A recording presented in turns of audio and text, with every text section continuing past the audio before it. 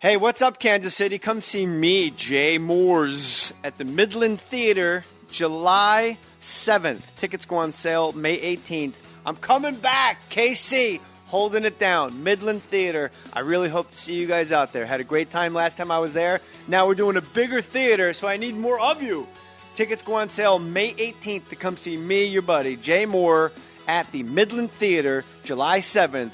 Kansas City, baby. Hey, everybody. Hey, don't fast forward over this part. For real, I got to tell you something. Go to jmohr.com and click the Amazon.com banner and go to Amazon and buy stuff for yourself. That's really what I want for you out of life, is for you to buy things for you. It is helping the podcast a lot. And thank you, thank you, thank you. And tweet me the strange things that you purchased with photos or it didn't happen. Put your name on it.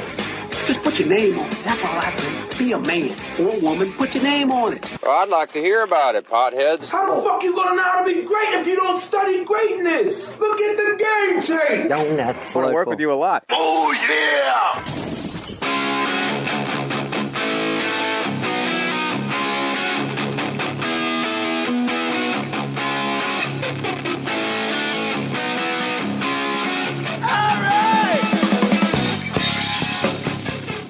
Hey, everybody. Welcome to More Stories, Fake Mustache Studios. Oh, my God. I'm so happy to see my motherfucking homeboy, Ralphie May, in the house. How are you, sir? I'm good. I got pregnant. And Billy Wayne Davis over there. He's off mic, so I'll just repeat everything you say if you chime in. But Billy Wayne Davis also devastating on the mic. Very funny. Ralphie, you and I have been doing this podcast dance for a long time, so I'm super glad you're here because I consider you... Look, everyone that sits where you're sitting, I'm a fan of theirs because people on Twitter will be like, you wash everybody's balls. It's like, because I think they're fucking great. They're comics that have done more than all, we all are a weird breed of guy. Yeah. So anybody that walks, as Hackett used to tell us, that extra 30 feet. Exactly, gets the microphone. Gets ball washed. Yeah. So, but you are one of the guys that went the last 30 feet that is actually, I would say, one of my absolute best friends. So... Well, thank you, JJ. I'm glad you're here. I was thinking about it. The first night we met, it was at the Laugh Factory, and you were pissed off because I was doing this piece about the Kennedys.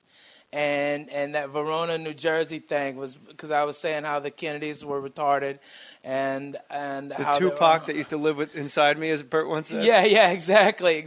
You were about to get mad, all right? And then I started busting on JFK Jr. and when his plane went down, and I said, happiest person in the world was his ex-girlfriend Daryl Hannah. And that's messed up because that bitch was a mermaid. She could have saved his life. Brilliant. And that's when you were like, okay, all right, I like this guy. And then we started talking outside, and like, where are you from? Houston. Oh my God, really? And then you said, you were like talking shit about how you like to play Scrabble, and then I'm like, let's play some Scrabble. Let's go. Let's get down. And you said, I'll kick your ass in some Scrabble. Let's play $10 a game. Let's go. Jesus, I ran out of money that summer. Yeah, you did. Yeah. Ralphie and me would get so high in his kitchen on Gardner here in Hollywood, and we would play Scrabble. There's lots of... Help yourself, man. Just do your thing, bro. That's cool. And Ralphie and I would get so high that we would obsess. You really taught me how to play Scrabble by, you would always like piggyback my words. Like if I put a word, your word would lay on top of my word like they were fucking. Yeah, right. But then I will say this. You would look up 2-letter words. Oh, yeah, I was the king of the 2-letter words. Yeah, but you'd look them up. Oh, yeah. In front of me. And I was so stoned, I didn't realize he's looking up words. and I was like, oh, it's not? And you're like, no. And I'm like, oh, that's fun. But OI is? Oh, okay, cool. Yeah. And you put OI on top of like a triple letter with an X on the other side. I'd be like, man, he's really good. I should learn how to do what he does. Like when he looks up words, I haven't figured that out yet. No, but in all fairness, Ralphie is way better at me than Scrabble. That's straight. And did you answer my friends with words thing? I haven't yet. Oh, I haven't okay. yet. I haven't yet. So But I will. I put the touch up on you, man. Okay. But when you start on Friends with Words, it's not a double word to start. They just screw you. No, I know. They fuck you on that one. I It's got like, what's up 8 with that? points. It's like, this is bullshit. Let's go. Come on. Where's my your double friends? word, man? Stretch it out. Those Let's points. start. Let me start. Since you and I have spoken, you had to put your dog down. Yeah. And I don't want to get bananas, but he was a Hall of Famer. Pimp. Yes. He wasn't Pimp was Pimp, but his name was Pimp. Pimp, and on his collar said, "That bitch better have my money." Yeah. And he was a legend. He was a legend. He was named because we lived off Sunset at Gardner, and there was pimps all around, and hookers. There was a famous hooker stroll, and we thought it'd be hilarious if we were out there yelling "Pimp, pimp, pimp," all right, and watching black guys turn their heads. Okay, it was funny. And, What's up, baby? Hey, who's that player? All right, and he was, oh man, your dog Shirley taught him how to stay out of the road, okay? Shirley was well-trained. I mean, she was a big military girl. I mean, that big old Roddy. She was double R. Like a waitress at an improv, like the lesbian waitress that's been there too. Yeah. Like, what do you want, hon? Hey, what can I get for you? Yeah, she don't take no shit. Yeah, she'd hump him. Like he'd jump in the road. He was a dumb pup, and she'd grab his leg, okay, bite him to get him back into the grass, and then hump him, hold him down and hump him. All right, and it was like, God damn it, Shirley, let him go. Jesus Christ, give him a break.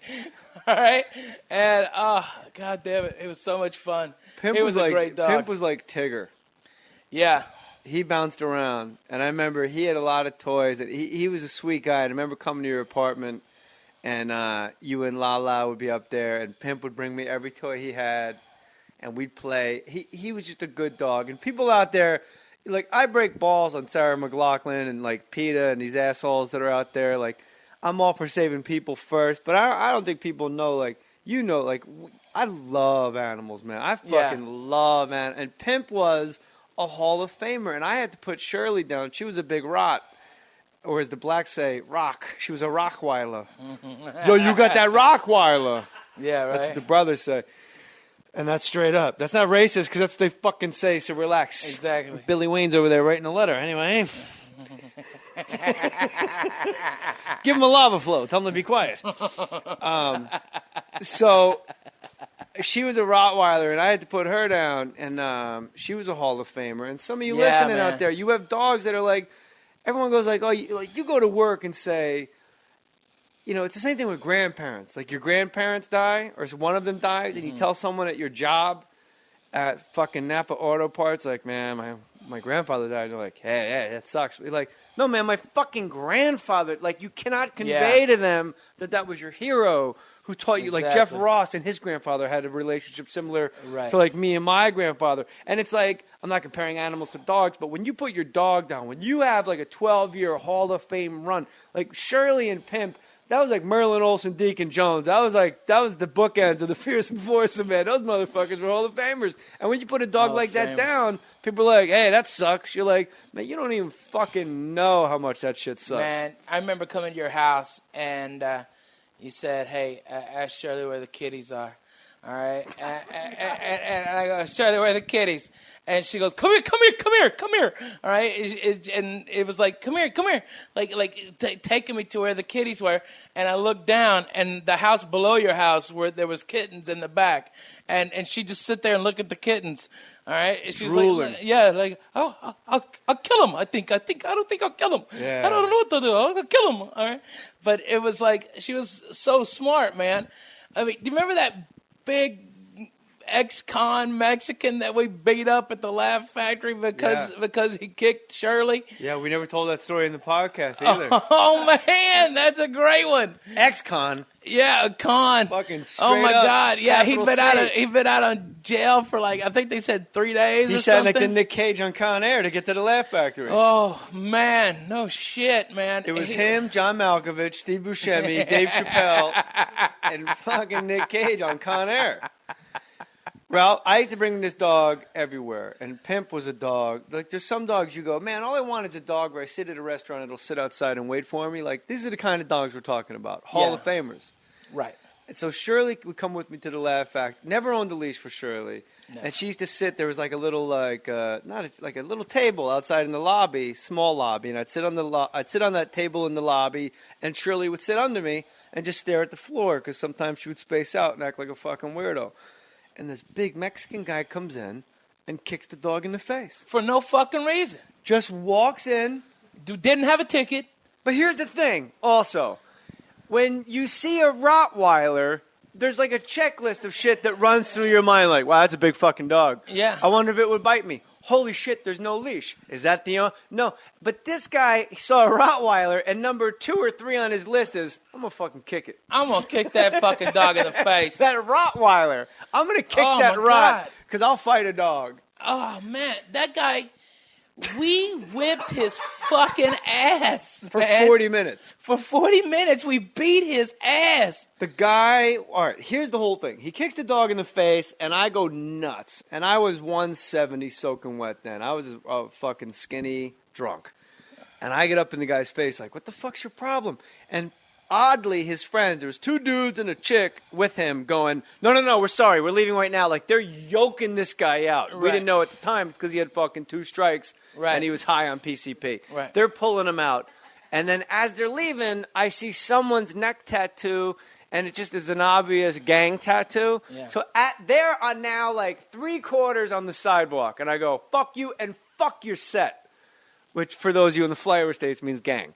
And when I said fuck your set, the entire group of them went, what? And just came back in like, fuck the police, coming straight from the underground. No, like, fuck the police, fuck repercussions. You do not talk about the set that, like, we were leaving. Yeah. They were on the sidewalk and they came back, right? Yeah.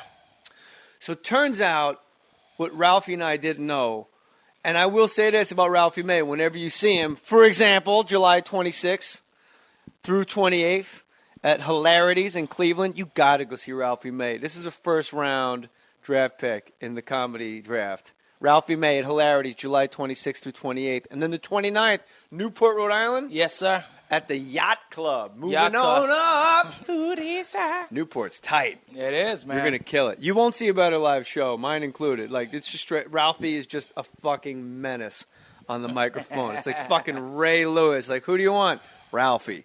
So Ralphie, just so you know, when you go see him at Hilarities July 26th, he'll fight. Apparently, there's guys that'll fucking fight, and there's guys that won't fight. Tony Rock, for example, ran in the fucking club. Ran. We didn't know. He was out when it happened. Yeah. His breath stayed outside for a moment. Oh, my God. Whoa. He had a braid on it. That fight would have been over a lot faster. That motherfucker could braid his breath. Ooh. Doo-doo sandwiches.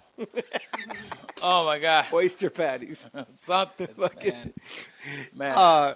So he ran in the club. He didn't want any piece of it. But I only mentioned it because his whole act was like, yeah, Brooklyn don't play, son. Apparently Brooklyn don't play. No. Because that motherfucker was nowhere to be seen.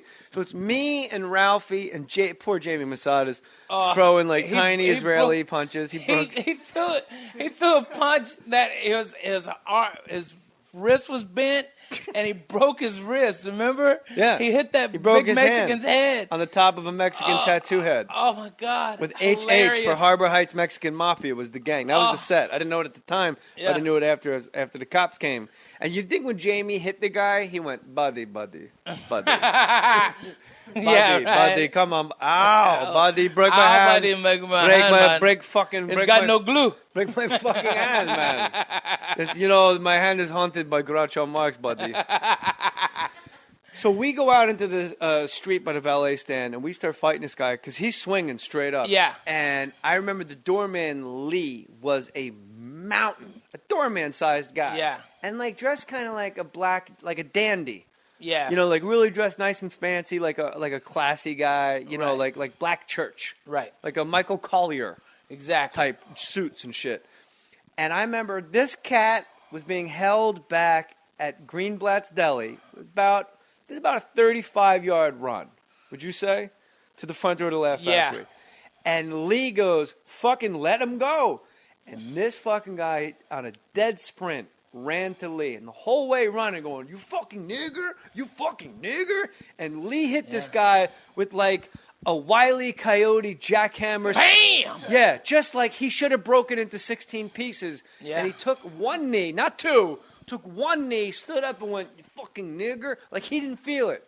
And then it was then that we realized he's on PCP. And it turned from fun to, oh my God, if we don't we got to beat him down. Or he's going to kill us. Yeah. All of us. We have to keep punching or we will be killed. I kicked him so hard in his head that it hurt my foot for days. I kicked him so hard. I did. I kicked him like repeatedly in his head, and it hurt my foot. I mean, his head was that hard. It hurt my foot. He was hard-headed. It was a hard-headed bastard, man. I mean, that Mexican was no